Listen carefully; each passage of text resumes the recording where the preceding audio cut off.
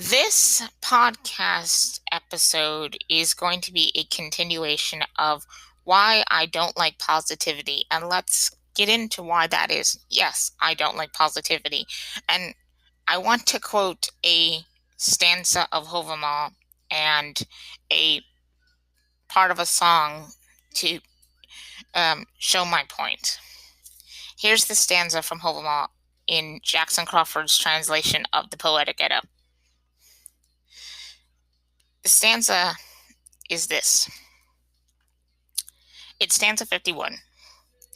The friendship among false friends burns warmly for 5 days, but then it's extinguished by the 6th day, and the friendship is over. I don't take this stanza literally, but I agree. It extinguishes, and it's just not real. And there's another stanza of Havamal that I think addresses this idea of a friend who's not trustworthy. But first, I want to quote part of that song I was talking about.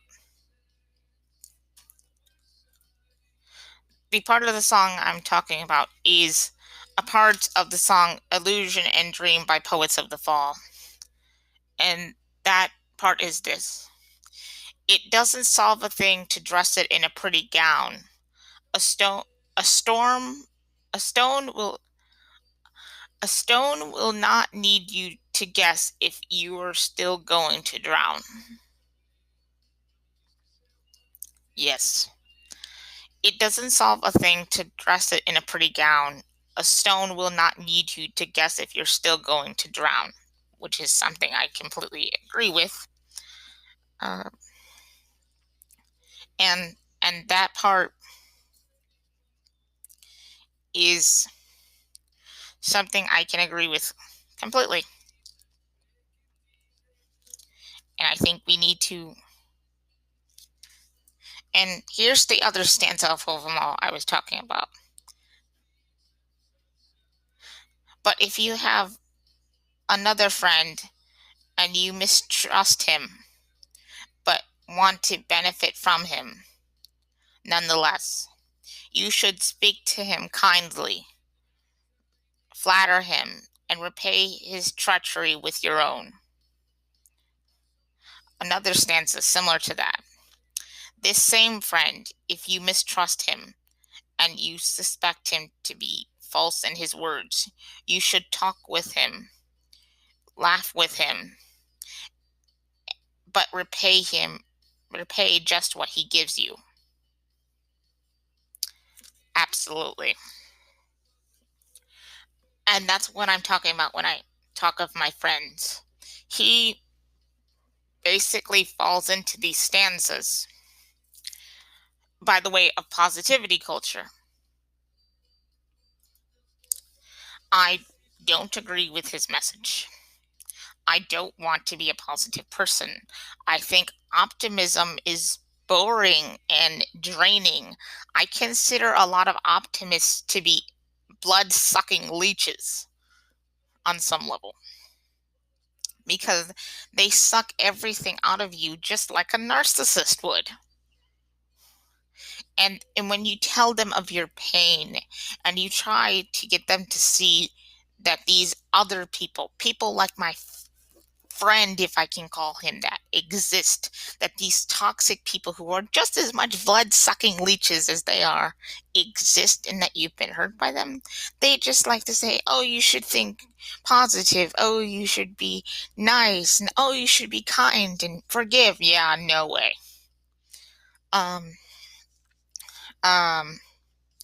That's why I don't like positivity culture, because I've had too many bad experiences. I had to watch someone try to trigger warning, had to watch someone try to harm themselves when I was really little. So that left a lasting impact on me. And it's something I it's somewhat why I don't agree with positivity culture, other than I'm not really an individualist. I don't consider myself a collectivist, but I'm no individualist. I think people need to do things together when it is necessary. I don't think collectivism should reign supreme, that there should be no individual. I just think that certain things cannot be solved by the individual. Which is a reasonable thought and a peasant to have. I have dealt with it in the way of, like I said, my friend being a somewhat of a blood-sucking leech, I guess. He's obsessed with this stuff, and like he's actually obsessed with psychology, but he doesn't really know psychology very well, and or denies parts of it that contradict him. And yeah, I've dealt with that. He tried to convince me to not be a pagan anymore, as I said in my Polytheistic Ramblings podcast. And I fought back against that. And that's kind of how I realized he was a blood-sucking leech. I still talk to him, but I don't exactly have the highest opinion of him. So, I am making these podcast episodes on my channel in general because I just want to vent. I want to get the pain and the negative feelings I have about things out. This channel is not about positivity. If you came to my channel for positivity, leave. That's not what my channel is about. So, it is a place for me to vent, a place for me to explain my very negative opinions about things, and also to share my love of wisdom literature, I guess. But even then, the vice is always bad. Let's get into the positivity things. As I said, individualism plays a part in it. These people are obsessed with being individuals. They can't see that there's a collective problem. They downplay collective problems, society's problems. Yay, I consider all of these people blood-sucking leeches, but whatever. And I'm not going to be nice to them. If you're a really obsessive optimist, gump. I don't want anything to do with you. That's not who I am. I'm definitely a pessimist. I like to talk about the bad things. And I'm not one of those people who can just leave something I don't like behind. Yeah, family trait, fortunately. I am doing this because it's a way to be cathartic, I guess. It's catharsis for me. And yes, it isn't something I like to deal with sometimes. Let's get into something else. Buddhism. Yeah, I tried to be a Buddhist for a while. It didn't really work out. But in the process of actually getting back to Buddhism a little bit, I learned about a concept called Sangha.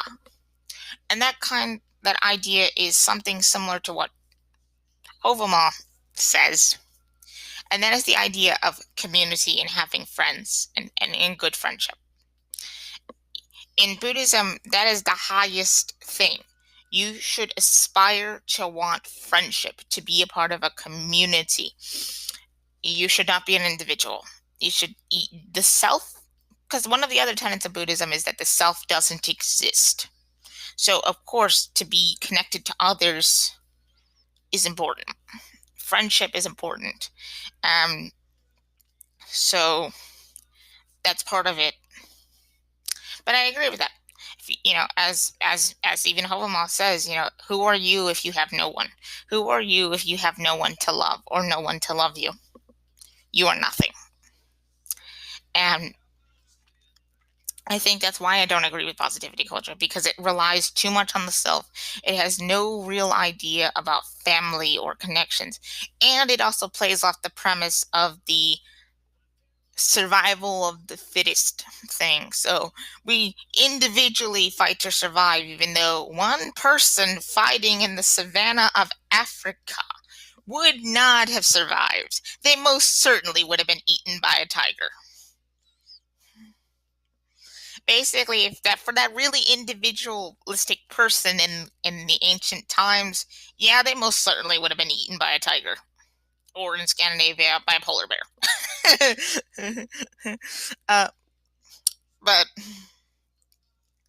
um, and I think that's kind of the interesting part. But yeah, being an individual in that kind of environment, yeah, no, you aren't gonna live. And I think that's part of the delusion as well, is that these people the positivistic obsessed people have to believe that our ancestors didn't need each other, even though that just goes against history. People were very collectivistic, and to be a self-made man, a self-made woman, to be a working class, working to the grind, wasn't a thing 200 years ago. I love researching the Regency era, and I can tell you this: they would have mocked you. They would have laughed at you. They would have even maybe spit in your face if you were that kind of person. Like, oh, I want to be a doctor. Oh, I want to be a lawyer. Yeah, no, you were scum if you wanted to be those things. Um, they were, even in Pride and Prejudice, my favorite book. The uncle who is a lawyer gets mocked. He gets mocked because he's a lawyer, because the other uncle is a lawyer, and because he's in trade, he's in an actual field. He gets mocked for that, and that tells you how people thought back then. They did not think of it that way, and that's what my point is. People like to pretend that these ideas have always been there, but they haven't. Things change, um, and positivity culture is one of those things I wish we never developed at all. Um, I don't care about well-being, not really. If I die, I die. Death will come no matter if we want it to or not. Um, I don't know if there's an afterlife, even as a pagan. I am kind of agnostic to the idea. But either way, we're still going to die, and biology will still reign supreme. And that's why I've talked about these things. But that's just where I'm going to end it for now, and there will probably be a part 3 to go into, you know, the Buddhism stuff after I research it a bit more, and some other things after I get to read that book a bit more. But that's just where I'm going to end it here. Remember, think for yourself, think critically. Don't let the media think for you, and don't let some random person think and do research for you. Do it yourself.